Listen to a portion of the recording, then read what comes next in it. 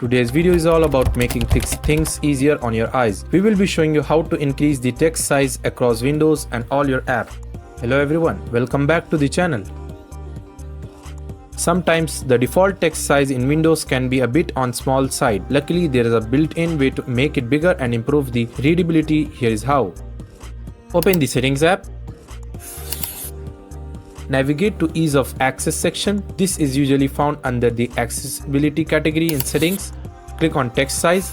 This will open a menu where you can adjust the overall text size for Windows. Here is the fun part. Simply drag the slider to the right to make the text larger. You will see a preview of the text size change in real time so you can find the perfect fit for you. Once you are happy with the new text size, click Apply to save the changes. That's it. Windows will now use your chosen text size for all menu labels and other text elements. Additional tip: some individual app might also have their own text size settings. It's worth checking to app's option menu to see if you can further customize the text size for the specific program. Thanks for watching. I hope this video helped you making things a bit easier to see on your computer. If you have any question, feel free to leave a comment below, and don't forget to like and subscribe for more tech tips and tricks. Thanks for watching.